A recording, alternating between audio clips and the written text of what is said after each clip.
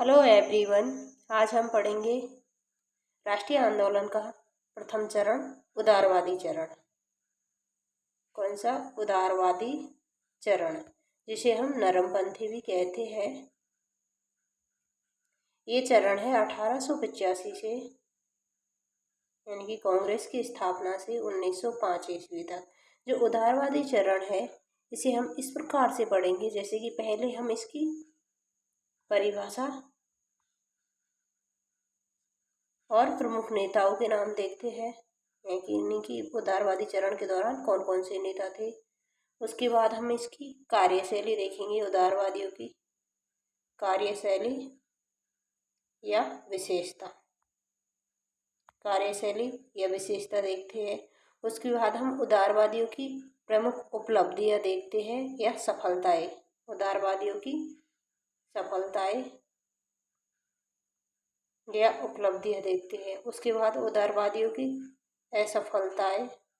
जो उदारवादियों की असफलताएं है वहीं उग्रवादियों के उदय का कारण बनेगी, और अंत में हम देखेंगे निष्कर्ष। तो हम सबसे पहले देखते हैं उदारवादियों की परिभाषा। तो राष्ट्रीय आंदोलन के दौरान का वह वर्ग, राष्ट्रीय आंदोलन के दौरान का वह वर्ग जो संवैधानिक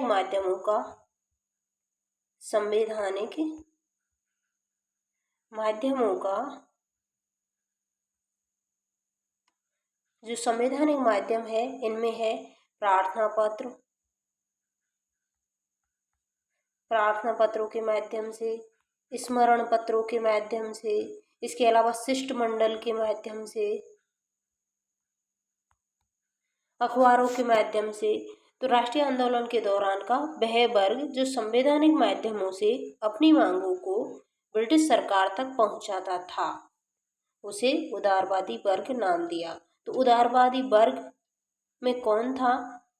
उदारवादी वर्ग वह था जिसमें राष्ट्रीय आंदोलन के दौरान जो संवैधानिक माध्यमों से अपनी मांगों को ब्रिटिश सरकार तक पहुंचाता था, उसे उदारवादी वर्ग नाम दिया। उदारवादी नेताओं में आरंभिक राष्ट्रवादी नेता शामिल किए जाते हैं। आरंभिक राष्ट्रवादी नेता, इनमें प्रमुख है जैसे कि गोपाल कृष्ण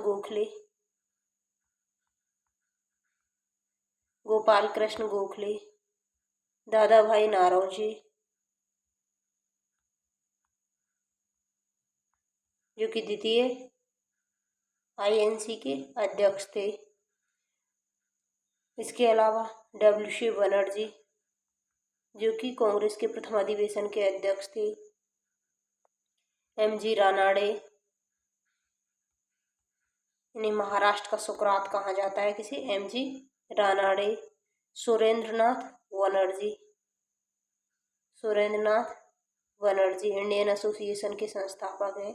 आनंद मोहन बोस, दीनशा बाचा, P आनंद चार्लो। इसके अलावा मदन मोहन मालवीय, मोतीलाल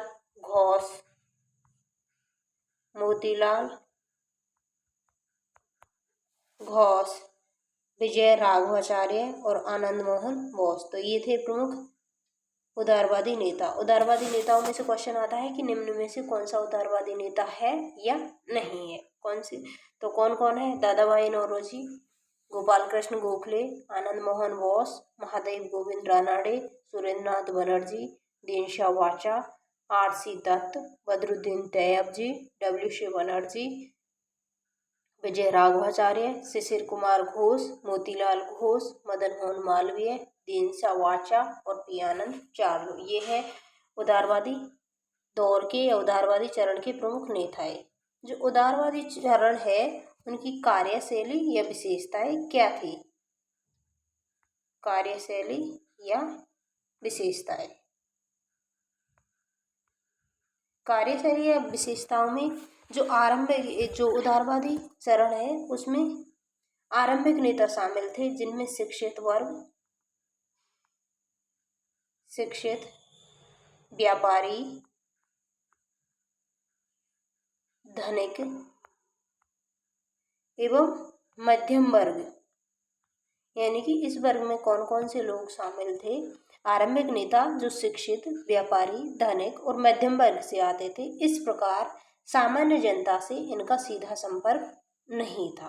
किनका? उदारवादियों के पास जनता का सीधा संपर्क नहीं था और न ही जनता का इन्हें पूरी तरह समर्थन प्राप्त था। इसके अलावा ये ब्रिटिश शासन को ईश्वरीय वरदान समझते थे। जो ब्रिटिश शासन था उसे ईश्वरीय वरदान समझते थे। कौन? उदारवादी नेता ब्रिटिश शासन को ईश्वरीय वरदान समझते थे। इनको ब्रिटिश सरकार से कोई आपत्ति नहीं थी। इनको वायसराय, इंडिया काउंसिल तथा प्रशासनिक अधिकारियों की कार्यप्रणाली से आपत्ति थी। इस संबंध में जो दादा भाई नौरोजी का भी एक कथन है कि वो दिन दुख और विनाश का दिन होगा जब भारत में ब्रिटिश राज खत्म होगा।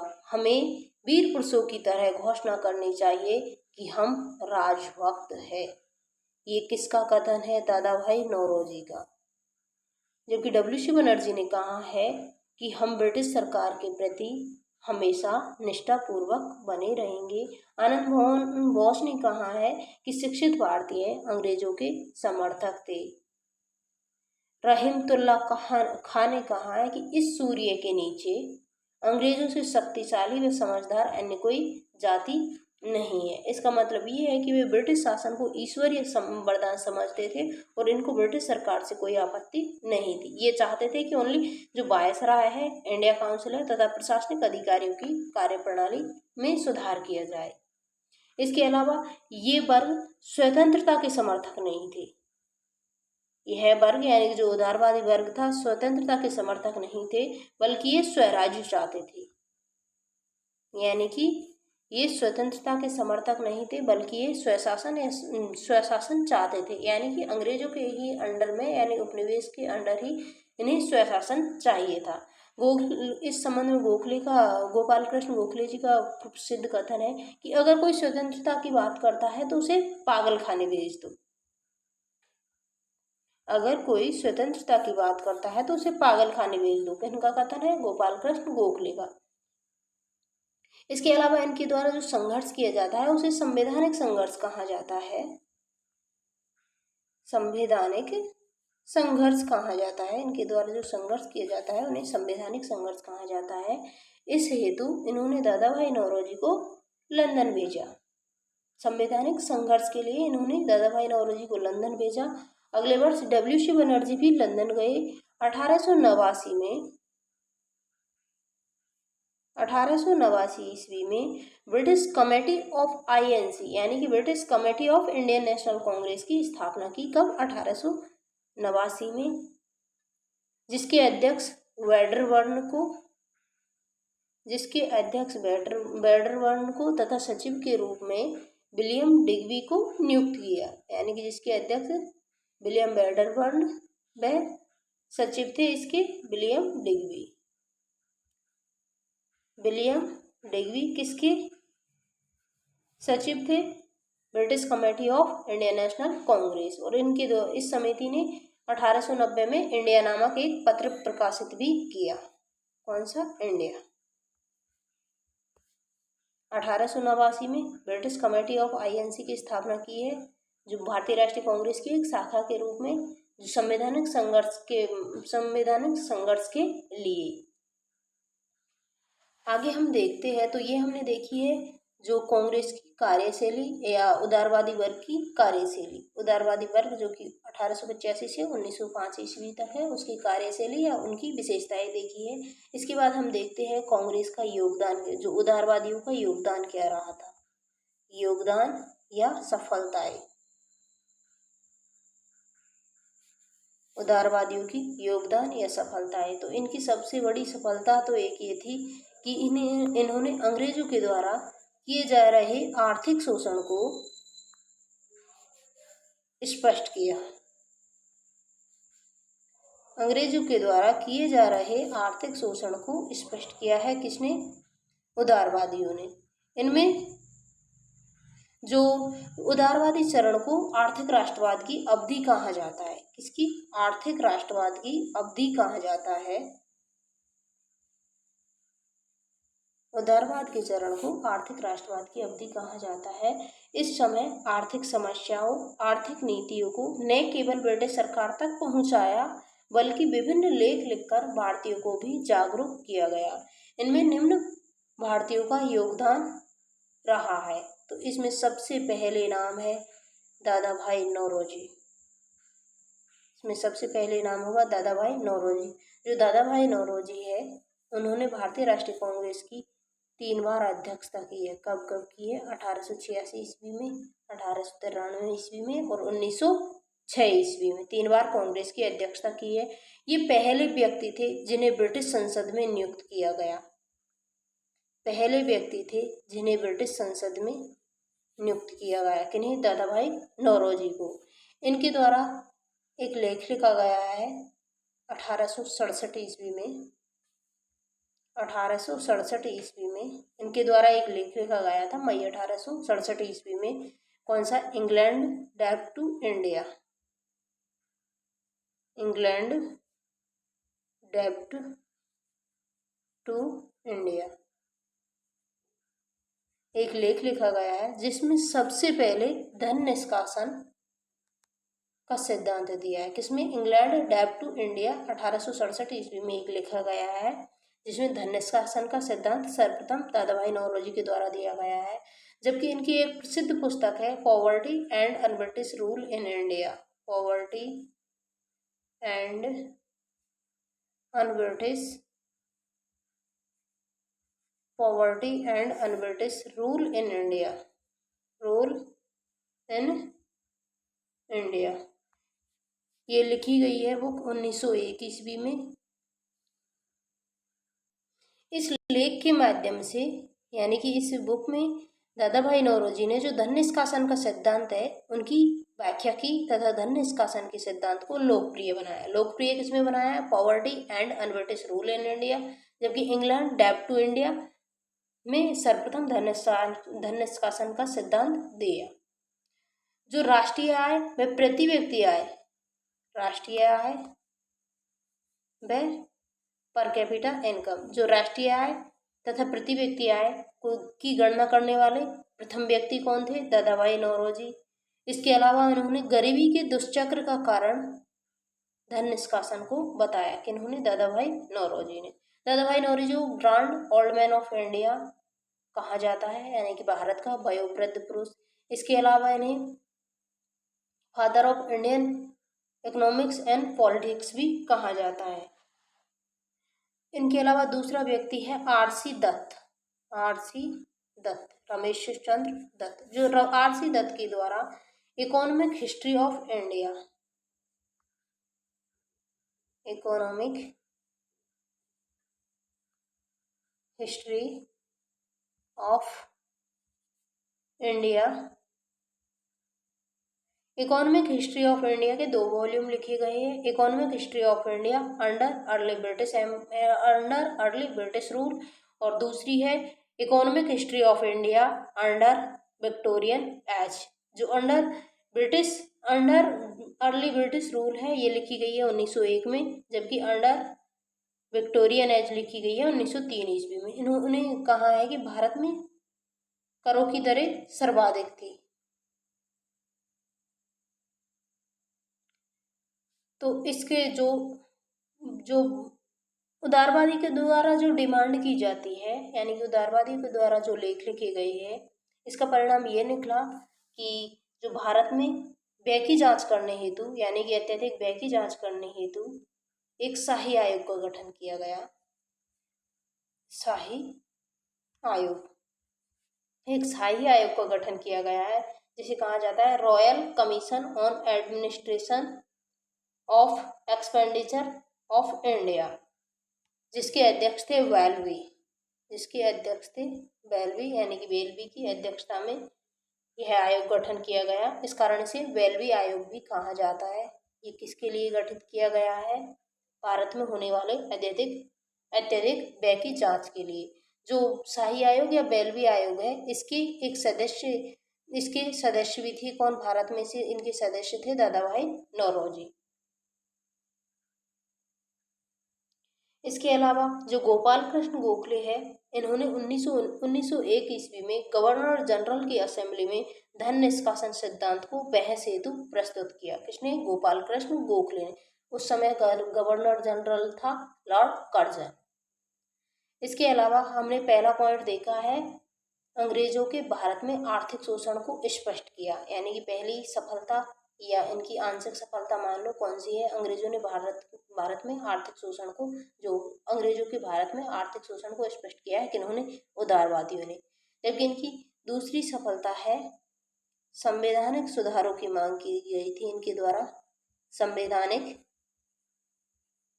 सुधारों की मांग,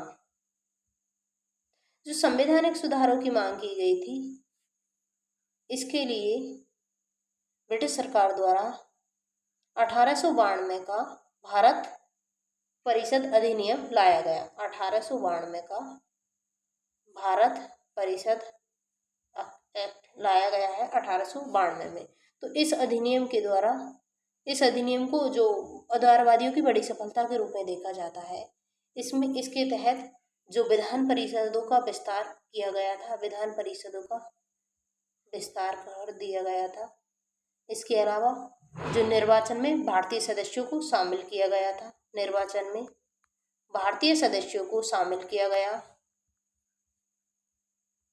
भारतीय सदस्यों को शामिल किया गया, निर्वाचन में भारतीय सदस्यों को शामिल किया गया। तो जो प्रांतीय परिषद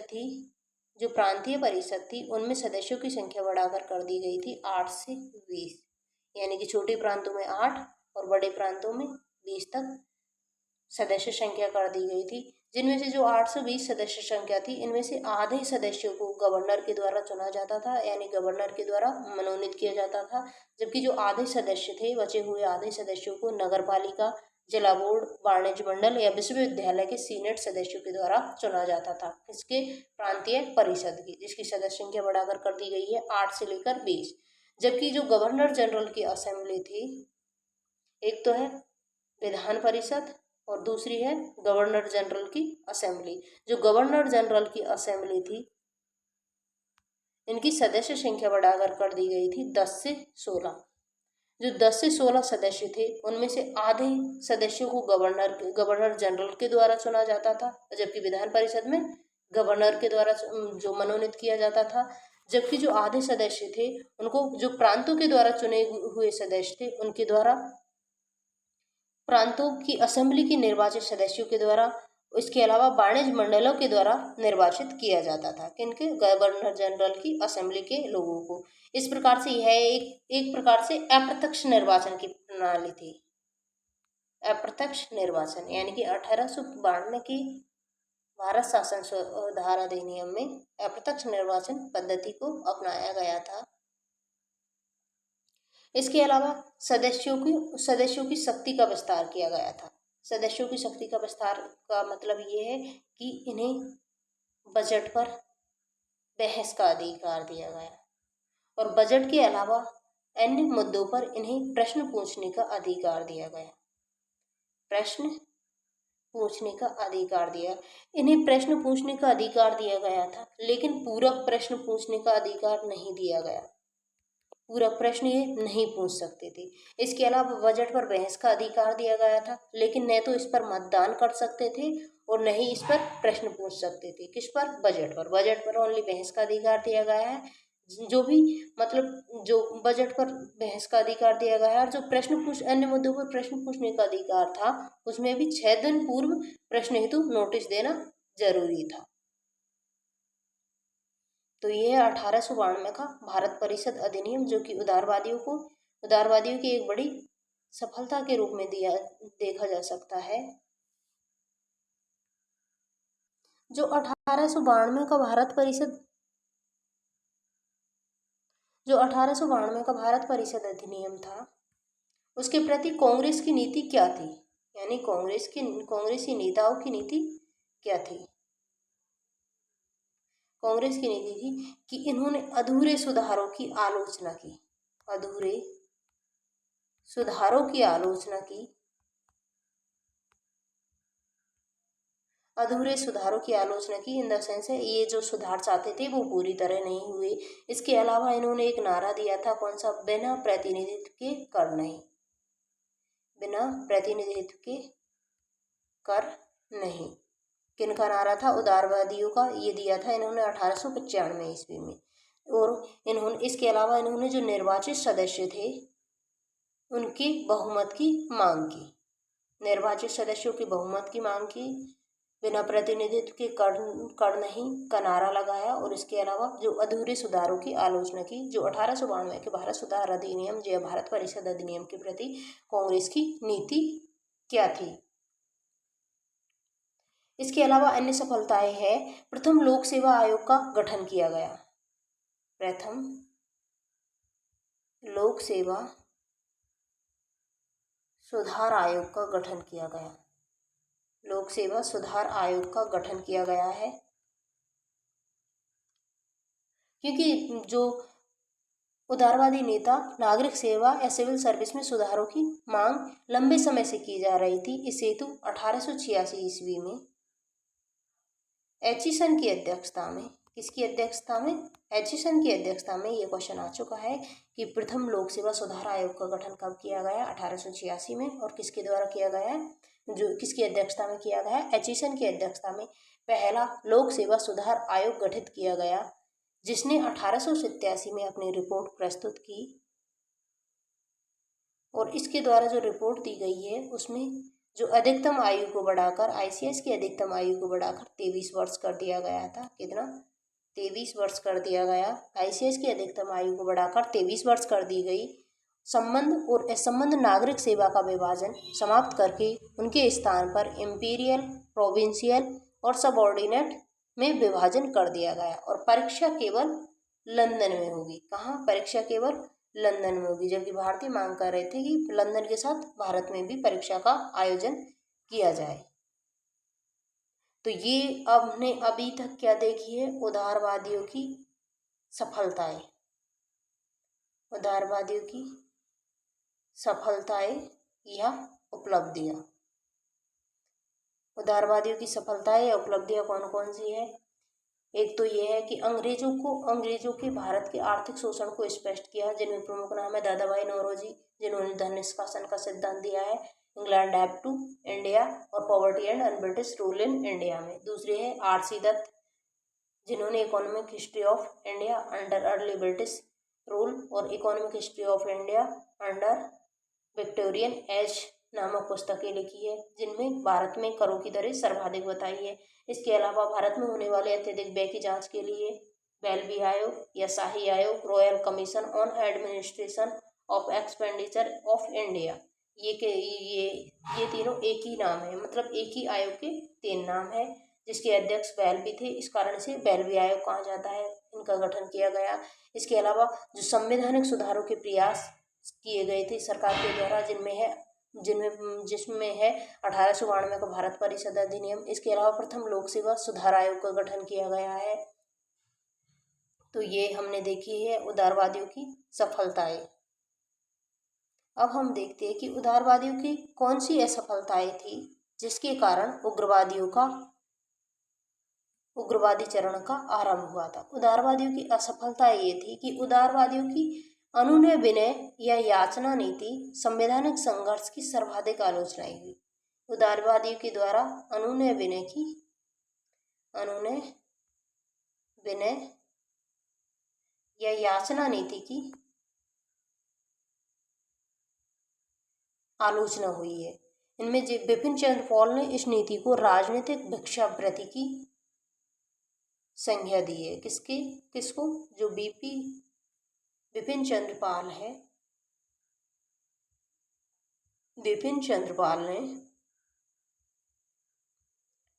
पाल ने इसे राजनीतिक भिक्षावृत्ति की संज्ञा दी है। राजनीतिक भिक्षावृत्ति की संज्ञा दी है। मतलब जो उदारवादियों के अनुनय विनय याचना नीति या संवैधानिक संघर्ष की नीति को बिपिन चंद्र पाल ने राजनीतिक भिक्षावृत्ति की संज्ञा दी है, तथा कांग्रेस को एक याचना संस्था कहा है। जबकि इंदु प्रकाश अखबार में अरविंद घोष ने न्यू लैम्प्स फॉर ओल्ड नाम से 11 लेख लिखे हैं, जिसमें कांग्रेस की नीति को भिक्षावृत्ति कहा है। किसने? अरविंद घोष ने। इसके अलावा जो उदारवादी थे वे अंग्रेजों के वास्तविक स्वरूप को उजागर नहीं कर पाए। ये ब्रिटिश न्यायप्रियता, ब्रिटिश समर्थक व राजभक्त थे। इनकी दूसरी कमजोरी थी या दूसरी असफलता थी कि ये अंग्रेजों के वास्तविक स्वरूप को उजागर नहीं कर पाए। इसके अलावा जो आरंभिक उदारवादी जमींदारी वर्ग से आते थे, अतः इन्होंने जमींदारों की हितों की बात की।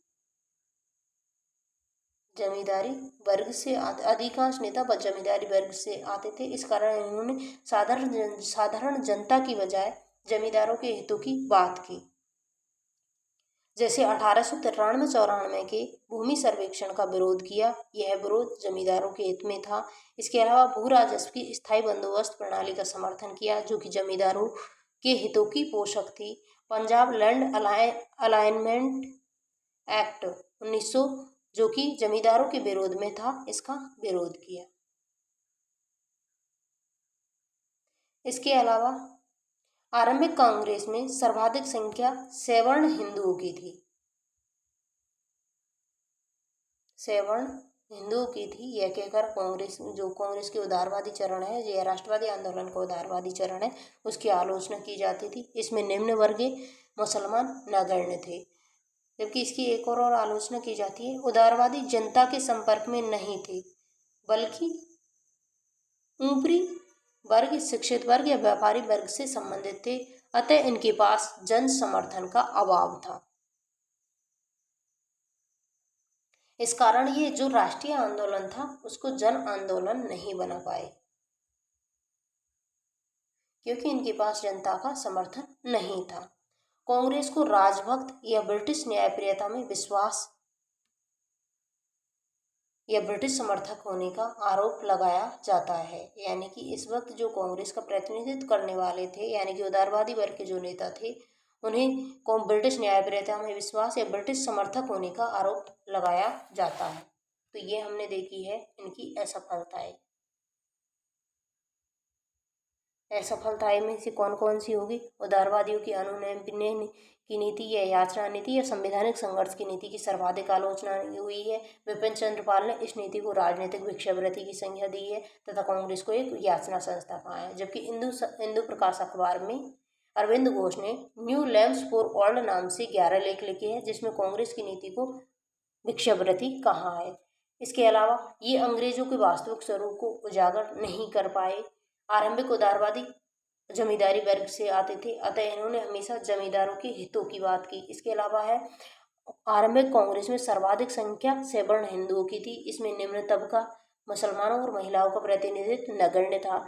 उदारवादी जनता के संपर्क में नहीं थे, बल्कि ऊपरी वर्ग, शिक्षित वर्ग, व्यापारी वर्ग से संबंधित थे, अतः इनके पास जन समर्थन नहीं था। यदि जन समर्थन नहीं होगा, इस कारण इन्होंने राष्ट्रीय आंदोलन को जन आंदोलन नहीं बना सके। इसके अलावा कांग्रेस को राजभक्त, ब्रिटिश न्यायप्रियता में विश्वास और ब्रिटिश समर्थक होने का आरोप भी लगता है। तो ये है उदारवादियों की असफलताएं। इसके अलावा हम लास्ट में देखेंगे निष्कर्ष,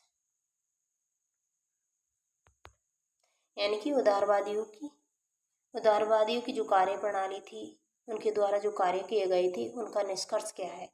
उदारवादियों की उक्त असफलताओं के कारण, जो हमने पढ़ी है, असफलताओं के कारण उदारवादी निरंतर कमजोर होते गए, यानी कि जो लिबरल थे वो कमजोर होते गए थे, जबकि एक्सट्रीमिस्ट यानी कि जो उग्रवादी थे वो मजबूत होते गए। इसका निष्कर्ष ये रहा, यानी कि उदारवादी की जो कार्य प्रणाली थी उसके कारण उदारवादी कमजोर होते गए निरंतर, जबकि जो उग्रवादी या गर्मपंथी थे वो मजबूत होते चले गए। इसका ये निष्कर्ष है। इसके अलावा जो तिलक ने इनके बारे में कहा है, उदारवादियों के बारे में, कि वर्ष में एक बार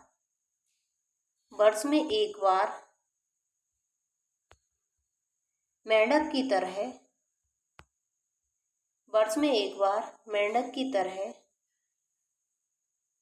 टरटराने से कुछ भी हासिल नहीं होगा, कुछ भी हासिल नहीं होगा। ये किसका कथन है? बाल गंगाधर तिलक का। जबकि अश्विनी कुमार दत्त के द्वारा अमरावती कांग्रेस सम्मेलन में अमरावती कांग्रेस सम्मेलन में उदारवादियों को 3 दिन का तमाशा कहा है। 3 दिन का तमाशा किसके द्वारा कहा गया है? अश्विनी कुमार दत्त के द्वारा। यानी कि ये कांग्रेस का एक अधिवेशन बुलाते हैं कुछ दिन का, इस कारण से कांग्रेस को या उदारवादी वर्ग को 3 दिन का तमाशा कहा है। जबकि विवेकानंद ने कहा है कि भुखमरी, गरीबी और कुपोषण के इस दौर में कांग्रेस कहाँ है? भुखमरी, गरीबी, कुपोषण के इस दौर में कांग्रेस नेता कहाँ है? तथा बंकिम चंद्र चटर्जी ने कांग्रेस की तुलना कुत्ते से की है। कुत्ते से तुलना की है किसने? बंकिम चंद्र चटर्जी ने। जबकि लाला लाजपत राय ने इसे एक अवसरवादी आंदोलन कहा है। अवसरवादी आंदोलन कहा है किसने? लाला लाजपत राय ने। लाला लाजपत राय ने इसे एक अवसरवादी आंदोलन कहा है। किसे? उदारवादी आंदोलन को। डफरिन ने इसे एक अल्पसंख्यक वर्ग का प्रतिनिधित्व, अल्पसंख्यक वर्ग का प्रतिनिधित्व करने वाली संस्था कहा है। किनके द्वारा? लॉर्ड डफरिन, जो कांग्रेस की स्थापना के समय भारत के वायसराय थे।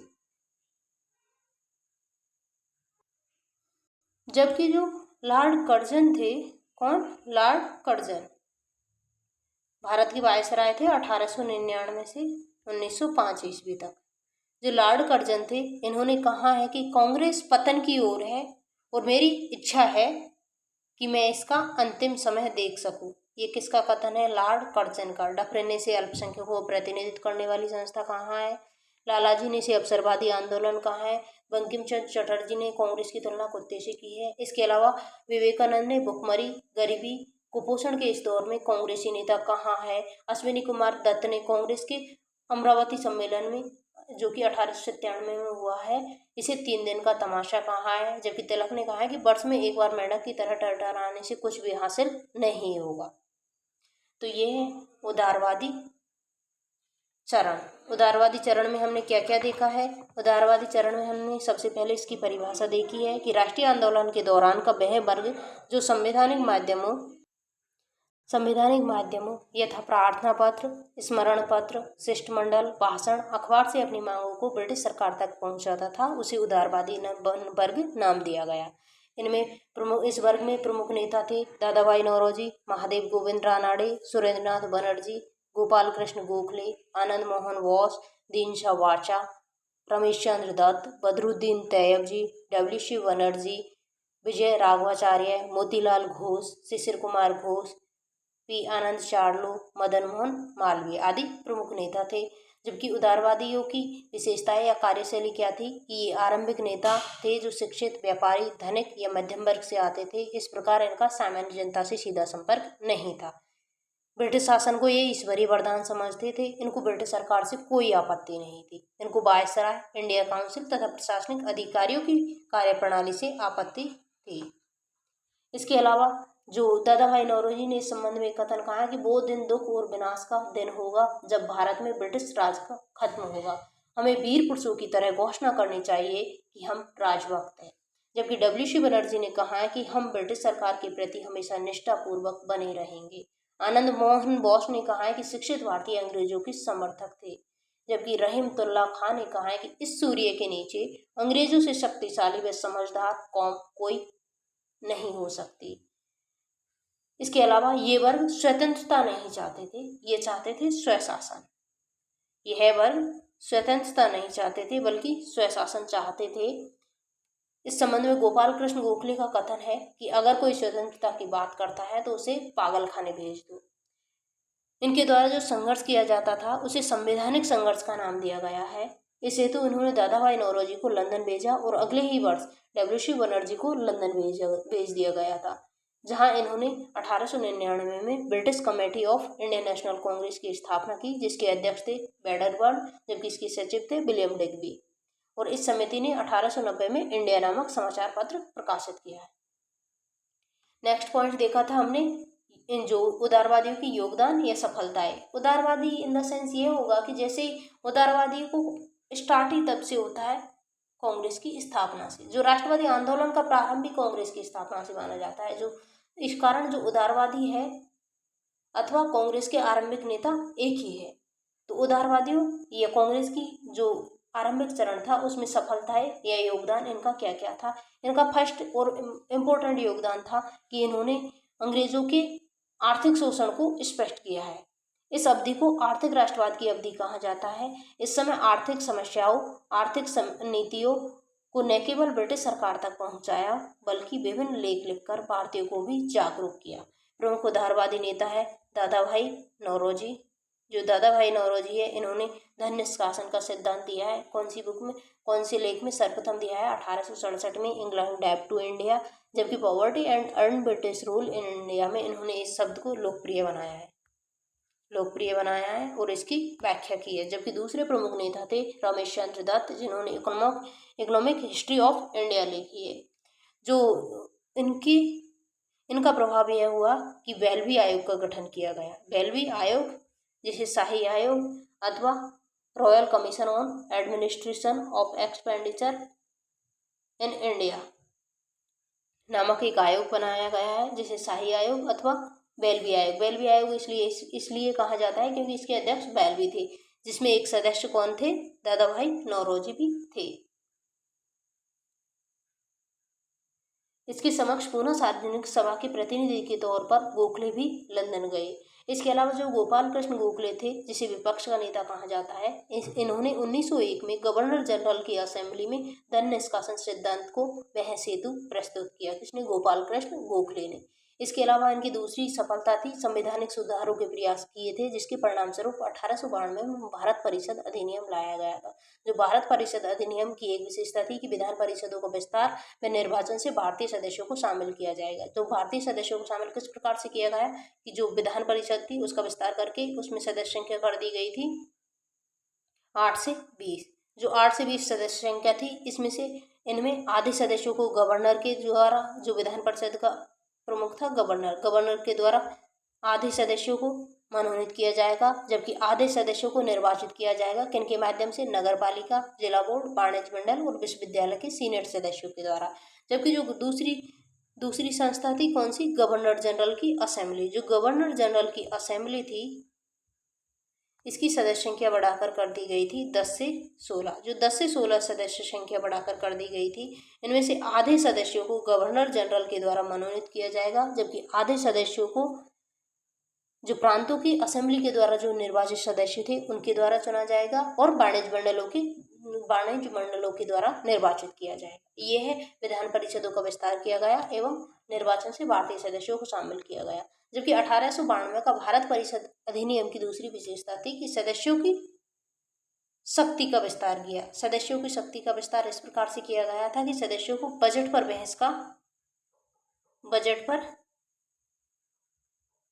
बहस करने का अधिकार दिया गया, लेकिन बजट पर ये मतदान नहीं कर सकते थे और प्रश्न नहीं पूछ सकते थे। जबकि अन्य मुद्दे पर इन्हें प्रश्न पूछने का अधिकार दिया गया है। प्रश्न पूछने का अधिकार दिया गया है 6 दिन पूर्व नोटिस देकर, लेकिन ये पूरक प्रश्न नहीं पूछ सकते थे और मतदान नहीं कर सकते थे। इस प्रकार प्रथम बार भारत में अप्रत्यक्ष निर्वाचन की शुरुआत मानी जाती है। कब से? 1892 के भारत परिषद अधिनियम से। जो 1892 का भारत परिषद अधिनियम या भारत सुधार अधिनियम आया था, उसके प्रति कांग्रेस का क्या विचार था? कांग्रेसी नेता इसके प्रति क्या विचार या क्या प्रतिक्रिया दी थी? उन्होंने कांग्रेस की नीति थी कि अधूरे सुधारों की आलोचना की, यानी कि जो कांग्रेस के नेताओं ने जो डिमांड की थी, जो मांगी की थी, वो पूर्ण नहीं हो पाई। अधूरे सुधारों की आलोचना की थी। उसके अलावा उन्होंने बिना प्रतिनिधित्व के कर नहीं का नारा लगाया था 1895 में। इसके अलावा इन्होंने निर्वाचित जो सदस्य थे, निर्वाचित सदस्यों के बहुमत की मांग की। ये किनकी प्रतिक्रिया थी कांग्रेस के नेताओं की, किसके प्रति? 1892 के भारत परिषद के अधिनियम के प्रति। इसके अलावा प्रथम लोक सेवा सुधार आयोग का गठन किया गया था।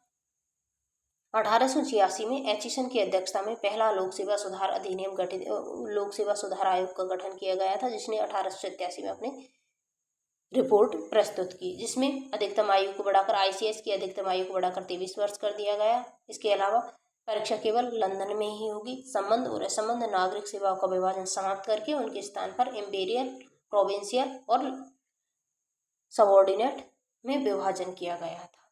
इसके अलावा हमने नेक्स्ट देखा था कि उदारवादियों की असफलताएं कौन कौन से होगी। जो उदारवादियों की असफलताएं है वो ही उग्रवादियों की सफलता का कारण बनेगी। यानी कि जो उदारवादियों की जो कमजोरियां थी वो उग्रवादियों का मजबूत पक्ष होगा। तो इनकी असफलताएं थी कि इनके द्वारा अनुनय विनय या याचना नीति या संवैधानिक संघर्ष की नीति अपनाई गई थी, जिसकी सर्वाधिक आलोचना हुई। इसकी आलोचना के संबंध में कथन है कि विपिन चंद्र पाल ने इस नीति को राजनीतिक भिक्षावृत्ति की संज्ञा दी। क्वेश्चन आ चुका है कि राजनीतिक भिक्षावृत्ति की संज्ञा किसके द्वारा दी गई है? विपिन चंद्र पाल के द्वारा। तथा इन्होंने कांग्रेस को एक याचना संस्था कहा। जबकि इंदु प्रकाश अखबार में अरविंद घोष ने न्यू लैम्प्स फॉर ऑल्ड नाम से 11 लेख लिखे, जिसमें कांग्रेस की नीति को भिक्षावृत्ति की संज्ञा दी है। किसकी? भिक्षावृत्ति की संज्ञा दी है। इसके अलावा ये कांग्रेस के जो आरंभिक नेता थे या उदारवादी वर्ग के जो नेता थे वो अंग्रेजों के वास्तविक स्वरूप को उजागर नहीं कर पाए। अंग्रेजों के वास्तविक स्वरूप को उजागर नहीं कर पाए। ये ब्रिटिश न्यायप्रियता, ब्रिटिश समर्थक और ब्रिटिश राजभक्त थे। अधिकांश उदारवादी नेता थे वो जमींदारी वर्ग से आते थे, अतः इन्होंने जमींदारों के हितों की बात की। आरंभिक कांग्रेस में सर्वाधिक संख्या सवर्ण हिंदुओं की थी, यानी कि इनमें महिलाओं, अल्पसंख्यक वर्गों और मुसलमानों की संख्या नगण्य थी या मुसलमानों का प्रतिनिधित्व नगण्य था। इसके अलावा ये जनसंपर्क में नहीं थे, इस कारण इनके पास जन समर्थन नहीं था, बल्कि ये ऊपरी वर्ग, शिक्षित वर्ग या व्यापारी वर्ग से संबंधित थे। अतः ये राष्ट्रीय आंदोलन को जन आंदोलन नहीं बना पाए। राष्ट्रीय आंदोलन को जन आंदोलन नहीं बना पाए। क्यों? क्योंकि जनता के संपर्क में नहीं थे। इसके अलावा कांग्रेस को राजभक्त एवं ब्रिटिश न्यायप्रियता में विश्वास तथा ब्रिटिश की समर्थक होने का आरोप भी लगाया जाता है। अंत में निष्कर्ष क्या निकलता है कि कांग्रेस की जो उदारवादियों की इस नीति के कारण उदारवादी निरंतर कमजोर होते गए और उग्रवादी निरंतर मजबूत होते गए। उग्रवादी या चरमपंथी भी बोलते हैं इन्हें, जबकि उदारवादियों को नरमपंथी भी कहते हैं। तो उग्रवादी मजबूत होते गए और उदारवादी कमजोर होते गए। अन्य विविध में देख सकते हैं हम। तिलक ने इसके संबंध में कहा है कि वर्ष में एक बार मेंढक की तरह टहराने से कुछ भी हासिल नहीं होगा। जबकि अश्विनी कुमार दत्त ने कहा अमरावती कांग्रेस सम्मेलन 1897 में कांग्रेस को 3 दिन का तमाशा बताया है। जबकि विवेकानंद ने कहा है कि भुखमरी, गरीबी और कुपोषण के इस दौर में कांग्रेस के नेता कहाँ है। बंकिम चंद्र चटर्जी ने कांग्रेस की तुलना कुत्ते से की है, जबकि लालाजी ने इसे अवसरवादी आंदोलन कहा है। डफरिन ने इसे अल्पसंख्यकों को प्रतिनिधित्व करने वाली संस्था कहा है। जबकि लॉर्ड कर्जन, जो कि 1899 से 1905 ईस्वी तक भारत की वायसराय रहे, उन्होंने कहा कि कांग्रेस पतन की ओर है या मृत्यु शैया पर है या अंतिम सांस से घिन रही है और मेरी इच्छा है कि मैं इसका अंतिम समय देखूं। एक इसका कथन है कर्जन का। Thank you for watching.